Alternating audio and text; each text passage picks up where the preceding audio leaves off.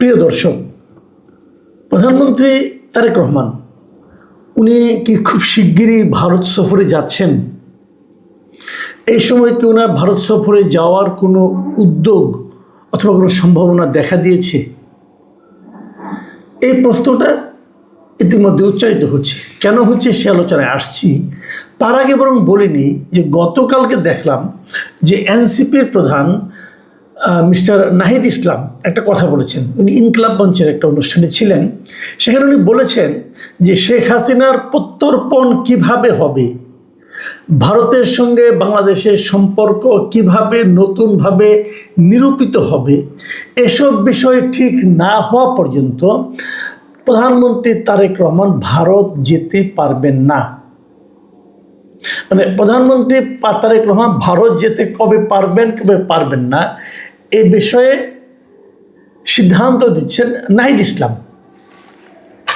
আপনি হয়তো বলবেন যে ঠিক আছে, এই বিরোধী দলের একজন নেতা হিসাবে উনি এ ধরনের শর্ত দিতেই পারেন, এ ধরনের দাবি করতেই পারেন। হ্যাঁ, পারেন, করতেই পারেন। কিন্তু আমার প্রশ্নটা হলো, এই দাবিটা কি যৌক্তিক কিনা? প্রধানমন্ত্রী তারেক রহমান ভারত যেতে পারবেন কি পারবেন না, এটা কি নির্ভর করবে যে শেখ হাসিনার আমাদের এখানে প্রত্যাবর্তন হবে নাকি প্রত্যার্পণ হবে? এটা কিন্তু একটা জরুরি প্রশ্ন, যে শেখ হাসিনা কি তার কি প্রত্যর্পণ হবে নাকি প্রত্যাবর্তন হবে। মানে উনি কি নিজেই ফিরে আসবেন নাকি ওনাকে ভারত ফিরিয়ে দেবে? এই আলোচনাটা কিন্তু এর আগেও উঠেছে, আগামীতে উঠবে। আমি আশা করছি আগামী কয়েকদিনের মধ্যে এটা নিয়ে আমি একটা ডিটেল কন্টেন্ট করব। কিন্তু এটা কি শর্ত হিসেবে থাকতে পারে? ধরা যাক ভারত প্রত্যর্পণ করলো না, মানে ভারতের দায়িত্ব হলো প্রত্যর্পণ করা, ভারত প্রত্যর্পণ করলো না। আমাদের সঙ্গে ভারতের একটা প্রত্যর্পণ চুক্তি কিন্তু আছে। সেই চুক্তিতে যে সমস্ত শর্ত আছে, সেই শর্তের আলোকেই ভারত কিন্তু প্রত্যর্পণ নাও করতে পারে। ওই শর্তের মধ্যে অনেক কিছু আছে, ডিটেলে আমি আরেকদিন বলবো। ওই শর্তগুলি যারা জানেন তারা জানবেন যে এখানে ভারত ওই শর্তের মধ্যে যে শর্ত আছে তার কারণেই বলতে পারে যে অমুক কারণেই আমি ওনাকে প্রত্যর্পণ করব না, সেটা মানতে হবে আমাদের। যদি না করে ধরা যাক, তাহলে কি আমাদের সঙ্গে ভারতের সম্পর্কের উন্নতি হবে না? কেন হবে না? একজন ব্যক্তির ফেরা না ফেরা কি আসে যায়? কারণ আপনি ওই ব্যক্তিকে একটা বিচারের আওতায় এনেছেন, একটা রায় হয়েছে, আরও অনেকগুলি মামলা ওনার বিরুদ্ধে চলছে। রায় হওয়াটাই কিন্তু আমাদের দিক থেকে করণীয় কাজ। তারপর তাকে আমরা হাতে পেলাম কি পেলাম না সেটা অন্য প্রসঙ্গ। তো আপনি আপনার সিদ্ধান্ত, কিন্তু ওনাকে না দিলে আমি ভারতের সঙ্গে কোনো ব্যবসা করব না, বাণিজ্য করব না, ভারতের দিগকে আমাদের এখানে ভিসা দেব না, আমরা কোনো ভিসা নেব না, ভারতে যাব না, এই যে ঘটনাগুলো সম্পূর্ণ সম্পর্ক ছিন্ন করে ফেলব, এই বিষয়টা কি এরকম হওয়া উচিত? এই প্রশ্নটা নিয়ে আপনি আলোচনা করেন। কিন্তু তার আগে আমি বলি, দেখুন আমরা কিন্তু ভারতের কাছ থেকে প্রতিদিন আদানির কাছ থেকে বিদ্যুৎ আনি, 1600 মেগাওয়াট বিদ্যুৎ প্রতিদিন আমরা ওনাদের কাছ থেকে আনি।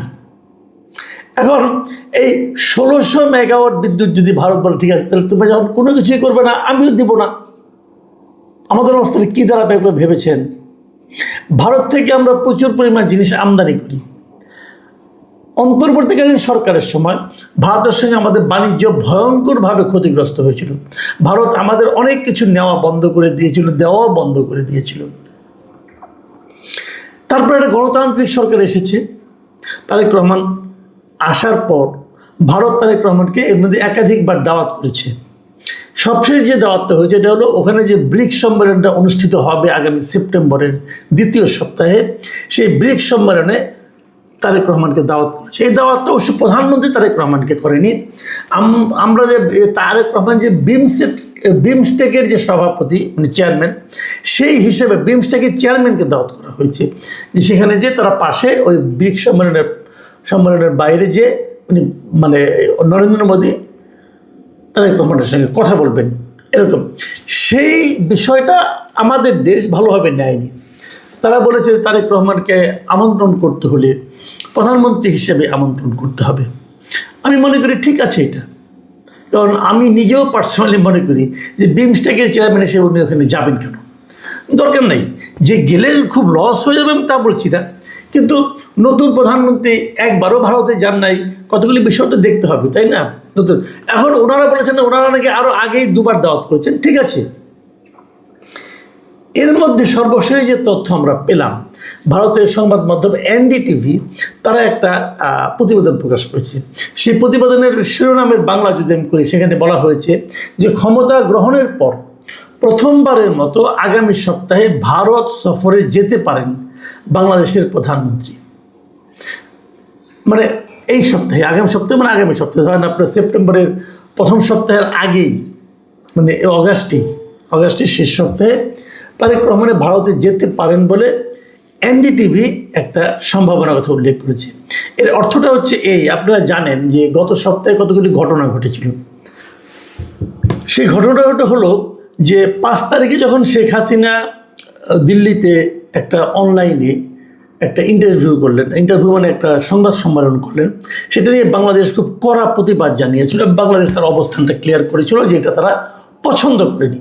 তার পরপরে আমরা দেখেছি যে বাংলাদেশে নিযুক্ত ভারতের যে high commissioner mister Dinesh Trivedi, উনি আমাদের প্রধানমন্ত্রীর সঙ্গে দেখা করেছেন, স্বরাষ্ট্রমন্ত্রীর সঙ্গে দেখা করেছেন, এবং প্রধানমন্ত্রীর সঙ্গে দেখা করার পরপরই ওই দিনই উনি আবার দিল্লি চলে গেছেন, যে নরেন্দ্র মোদীর সঙ্গে দেখা করেছেন।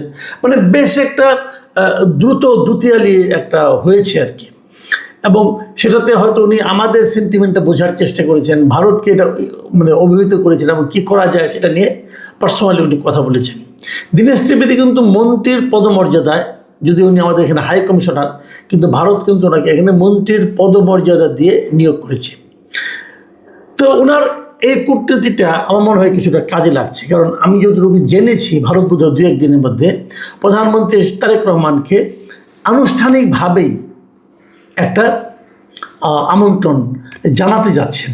যদি সেটা হয় এবং সেটা প্রধানমন্ত্রী হিসেবে এক প্রধানমন্ত্রীর থেকে আরেক প্রধানমন্ত্রীর কাছে একটা আমন্ত্রণ। এবং এরই মধ্যে আমরা দেখেছি যে গত বৃহস্পতিবার ভারতের রাজ্যসভায় তাদের যে পররাষ্ট্র প্রতিমন্ত্রী আছে কীর্তিবর্ধন সিং, তিনি বাংলাদেশ সম্পর্কে বেশ কিছু ইতিবাচক বক্তব্য দিয়েছেন এবং সেখানে তিনি বলেছেন বাংলাদেশের সঙ্গে আন্তঃসীমান্ত যোগাযোগ যে প্রকল্পগুলো আছে সেগুলো নিয়ে ভারত বাংলাদেশের সঙ্গে দ্বিপাক্ষিক আলোচনা চালিয়ে যাচ্ছে। এবং আরও কিছু সম্ভাবনার কথা সরাসরি বলেননি, কিন্তু সেখান থেকে বোঝা যাচ্ছে এটা যে ভারত বাংলাদেশের অন্তর্বর্তীকালীন সরকার মানে ডক্টর ইউনূস সরকারের আমলে যে বাণিজ্যিক কর্মকাণ্ডের উপর এম্বার্গো ভারত দিয়েছিল, খুব সম্ভবত সেগুলো তারা তুলে নেবে, এরকম একটা ইঙ্গিত ভারতীয় বিভিন্ন মিডিয়ায় কিন্তু এরই মধ্যে এসেছে। তো সেগুলো যদি হয় তাহলে সেটা অবশ্যই আমাদের জন্য ইতিবাচক হবে। এবং এই ইতিবাচক কাজগুলো তারা করছে কেন? তারা করছে এই কারণে যে যেন আমরা খুব দ্রুতই একটা দ্বিপাক্ষিক আলোচনায় বসতে পারি। এবং যে কথাটা দীনেশ ত্রিবেদী বারবার বলেছেন যে আলোচনার মাধ্যমে যে কোনো সমস্যারই সমাধান করা সম্ভব। এবং আমি নিজেও আমরাও মনে করি আলোচনা তো করতে হবে। আমরা একজনের সঙ্গে কথা বলবো না, অমুক করবো না। দেখুন ভারতের সঙ্গে কিন্তু আমাদের যোগাযোগ প্রতিবেশী হিসেবে থাকবে। অলরেডি কিন্তু আমাদের সরকার ভারতের কাছে তেলও চেয়েছে পাইপলাইনের মাধ্যমে। তো এগুলি তো ভাই একদম যদি আমি ঝগড়া শুরু করে দিই এখানে আমার লাভটা কী হবে? যা হোক, সেগুলো নিয়ে রাজনীতিবিদরা কথা বলবেন। আমাদের যে দলগুলোর রাজনীতি হচ্ছে ভারত বিরোধিতা, তারা হয়তো মানে যে কোনো কিছুর বিনিময়ে বিরোধিতাকে টিকিয়ে রাখতে চাইবেন, কিন্তু দেশ তো ওনারা চালাবেন না, দেশ চালাবে যারা সরকার গঠন করেছে তারা। তাদেরকে অনেক কিছু চিন্তা করতে হবে এবং সেই চিন্তা তারা করবে। আমি পার্সোনালি যেটা মনে করি সেটা হলো যে ভারত আমাদের প্রতিবেশী, আমরা প্রতিবেশীকে কখনোই পরিবর্তন করতে পারবো না।